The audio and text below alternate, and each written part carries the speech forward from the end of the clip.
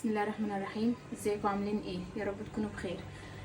وحشتوني جدا جدا. عايزه اقول لكم ان انا بقالي فتره كبيره ما صورتش فيديوهات. كل الفيديوهات اللي بتنزل ديت كانت متصوره معايا على التليفون، وعمر ابني هو اللي كان بينزلها. الله يصلح حاله ويبارك لي فيه يا رب، هو واخوه. النهارده حبيت ارجع اصور معاكم، بس قبل ما ابدا الفيديو بتاع النهارده حبيت اقول لكم وحشتوني جدا جدا. طبعا انا كنت مش بصور الفتره اللي فاتت دي عشان ماما تعبانه شويه. بطلب من اي حد يشوف الفيديو ده يدعي لها ان ربنا يشفيها يا رب، تبني شفاها على خير وخليها لي يا رب. النهارده هنعمل مع بعض ماسك هنسميه ماسك التسمين. يعني ايه ماسك التسمين؟ يعني مثلا لو كنت عامله دايت وشك خس، او حتى لو مش عامله دايت ووشك مرهق.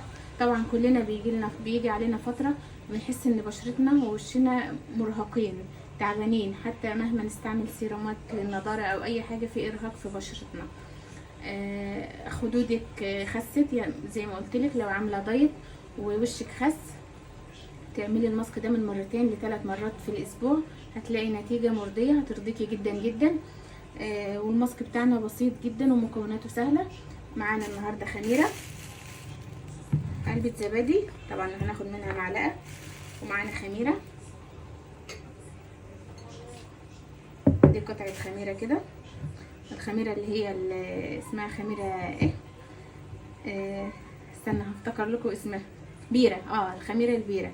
لو مش موجوده عندك ممكن تستعملي اللي هي الفوريه.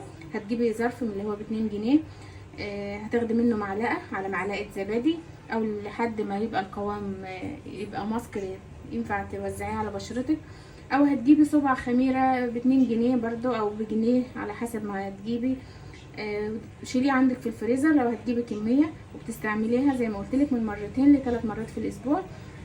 هتحسي انك بشرتك نضره، بقى ليكي خدود تاني بعد وشك ما كان خس او مرهق.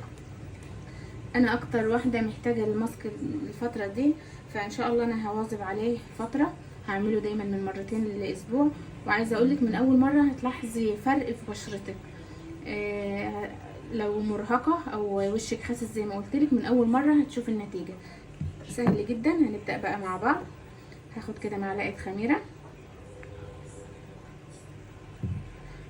يعني حته زي ما انتم شايفين كده مكعب، ويا ريت تكون طازه، يعني ما تكونش غايبه عندك. او ساعات هي لو قعدناها بره الفريزر بتسود، لا ديت انا جايباها طازه كده. بصراحه هي كانت مرات اخويا عندي وشاريه قالب على بعضه، فانا قلت لها انا عايزه اعمل ماسك تسمين لبشرتي، فاخدت منها الحته دي. وفي كمان يعني انا واخده منها كمان حته، يعني تبادلنا. انا اديتها علبه زبادي واخدت منها الخميره. هعمل بقى طبعا ميه الزبادي ديت حاجه كده تحفه للبشره، فيها حمض اللاكتوز، ده مفيد للبشره جدا. هنقلب بقى الزبادي كده مع الخميره. وشوفي بقى بعد ما تستعملي الماسك ده النضاره اللي هتلاحظيها في بشرتك. بس زي ما قلتلك ده بيشتغل اكتر على التسمين. لو عايزه زي ما قلتلك يبقى لك خدود او كنت مليانه وخسيتي، اعملي الماسك ده من غير تردد ولا تفكير، هتلاحظي نتيجه هتعجبك جدا. وانا قلت لكم انا الفتره ديت هواظب عليه شويه، لان الفتره ديت بشرتي مرهقه وكمان وشي خاسس بالشكل ده كده. بس في حاجه بقى قبل ما تستعمليه، هنسيبه 5 دقايق، هنركنه كده على جنب 5 دقايق ونغطيه، ونرجع بقى نستعمله على بشرتنا. توزعيه على بشرتك وهتسيبيه على بشرتك من ربع ساعه لتلت ساعه، او على حسب ما ينشف على بشرتك. وبعدين بقى هتفركيه، وزي ما احنا متعودين هتغسلي بميه دافيه، وبعدين ميه بارده عشان نقفله المسام. ويا ريت لو عندك مكعب تلج او المكعبات اللي احنا كنا عاملينها موجوده على القناه. طبعا المكعبات دي تحفه للبشره. طبعا انا كنت مسمياها مكعبات البوتوكس الطبيعي. تقدري تشوفي الفيديو على القناه، ممكن احط لكم اللينك في اول تعليق لو عايزين. بعد ما تحطي الماسك وتغسليه زي ما قلت لك بميه دافيه، بعدين بميه بارده عشان نقفل المسام. لو في مكعب تلج او مكعب ميه ورد هتمشيه على بشرتك عشان تقفلي المسام. وبعدين بقى احط المرطب بتاعك، ومن مره لمرتين هنستعملوه. وزي ما قلت لك ما تحطوش على بشرتك كده على طول. انا ممكن احط كمان حته خميره كمان حته كده.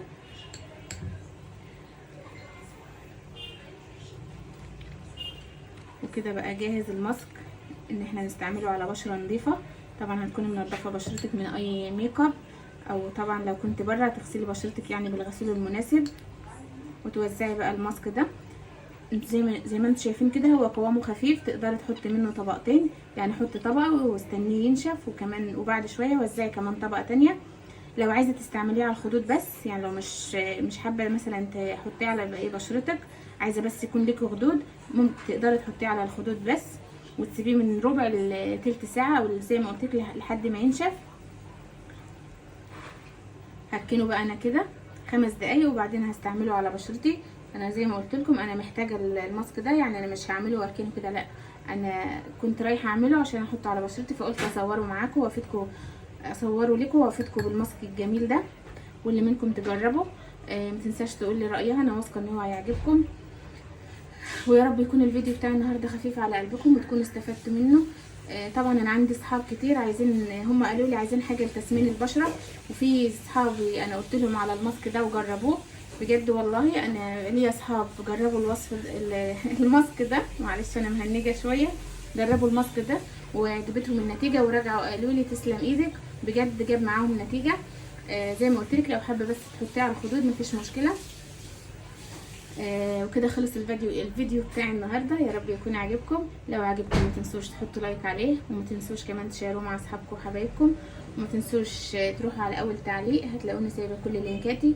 وكمان لو عايزين فكره اي فيديو ما تنسوش تقولوا لي عليها وانا هعملها معاكم، سواء طبخه او ماسك، او لو عندك مشكله في بشرتك برضو تقدري تقولي لي عليها، وان شاء الله انا الاقي لها حل.